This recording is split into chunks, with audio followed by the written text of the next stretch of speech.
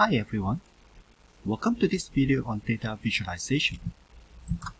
Now let's return to our working Power BI desktop, our footmart preparing Power BI file, and do some changes to this file before we proceed with our data visualization. So I would like you to rename this report from footmart analysis to footmart visualization. Right. So the purpose of this video is to visualize the data set. So this is why I changed it to footmart visualizations. As usual, you can actually give it any name that you think is suitable, right, for this report. Now the next thing that I want you to do is to remove all the visualizations that you still have in this report. So for my case, I still have this table from the previous video. So I need to select this video. Select this table and then press delete on my keyboard to remove the table from my visual report. Now, the next thing that you need to remove are the filters. Right? So in my report here, I still have three columns as my filters. So I need to remove all of them before I proceed with this video.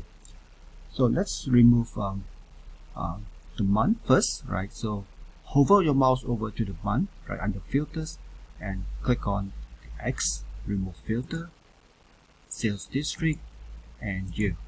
So now my report is clean and I'm ready to proceed with my visualization. So for this visualizations, I'm going to insert first of all a line chart, right? So I click on the line chart under visualizations, and now I'm given an empty line chart.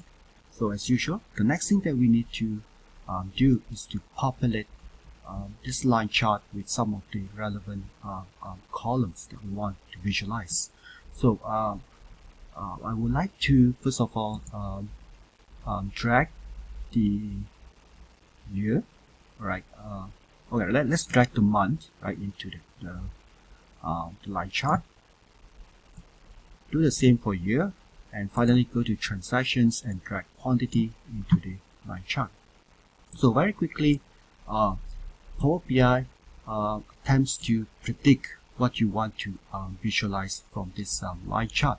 So what you essentially did was you drag a few columns that you want to show on this line chart, and it tries to customize the chart. Try to predict what kind of customization that you want for your chart. So this customizations on first glance it looks fine to me, right? So you have the title of the chart, which is quantity by month and year. So you have the month, right, in the x-axis. The y-axis are the quantity, right, the quantity of transactions, and the year 1997-98 are the legend, right? So this the light blue color, right, refers to 1997, and the dark blue refers to transactions in 1998. So the x-axis are all the months. Now it looks looks okay, right, this table, but unfortunately, if you look at the month, right, so the month the arrangement of the month looks odd, right? So it doesn't look pleasing to us, because it starts with December, November, July, March, September, January, and so on. So it doesn't have a proper ordering for the month. So what we want is actually to start the x-axis, right, with January, February, March, and all the way to December.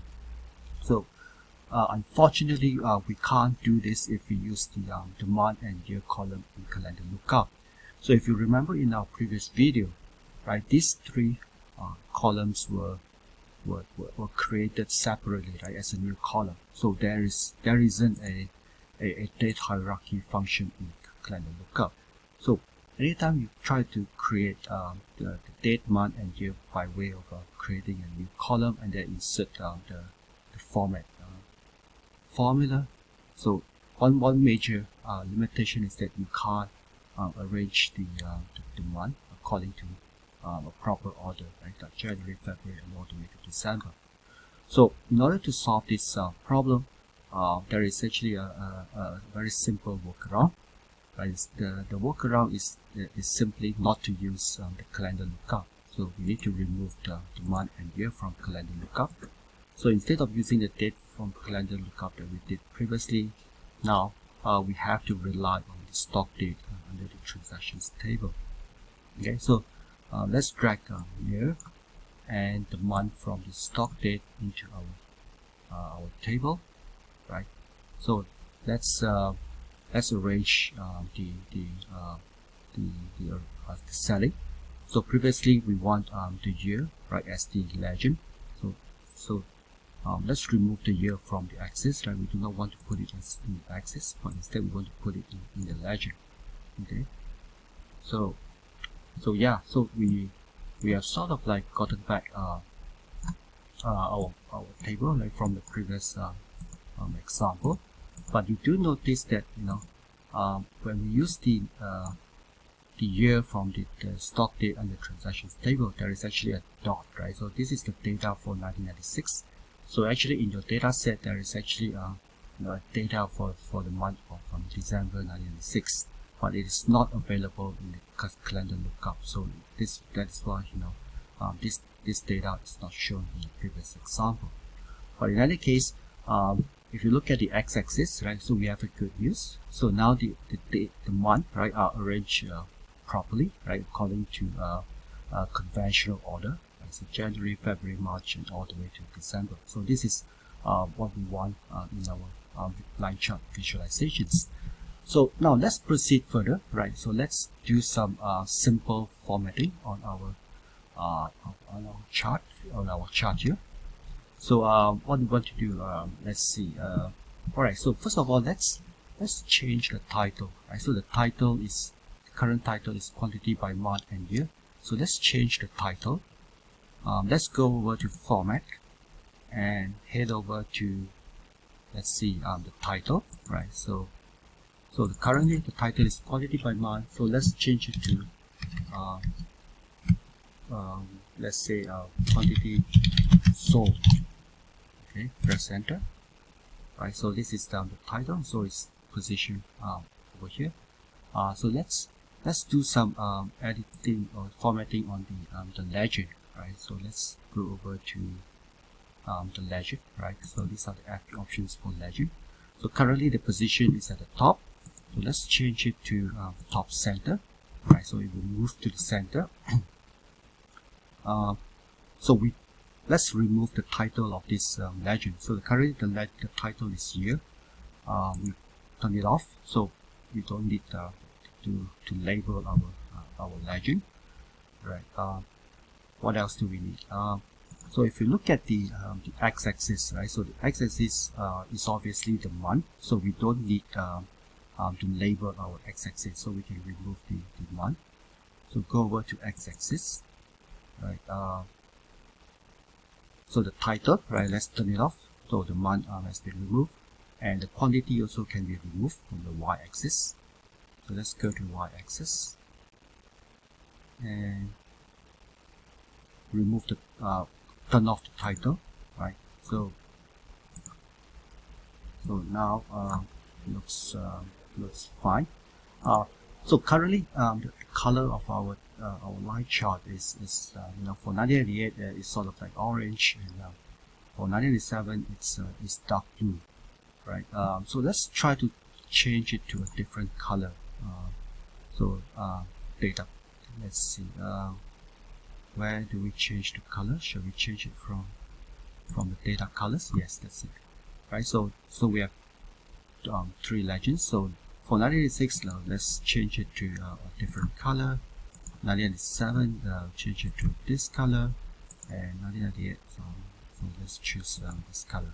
Right. So it's just a random selections. Okay. What else can we do? All right. So like I said earlier, for the month 1998, there is only one data, right? The month of December. So what we can do is we can just remove this, right? The date for 1996. So let's go over to filters, right? So you can filter out the year. Okay. Instead of advanced filtering, we just need a basic filtering. So just select 1997 and 1998. Right, so the data for 1996 is not shown in the report. Okay, so this is a very simple example on how you insert visualizations and then perform the necessary visualizations. So there are a lot of visualizations options for you to choose right in Power BI. So you have pie chart, you have a stack column charts, you have a stack bar chart, you have a donut chart, you have multi-row card, and you even have a map, right? So because now in your data you have the region, right? So the region as well as the in customer lookup you have the customer country. So probably you can insert a map and drag the customer country into the map to see where are the your customers are located in the real mapping environment. So there are a lot of options for you to explore yourself, and I'll leave it to you, right, to explore all these visualizations options. So I'm going to stop the video now.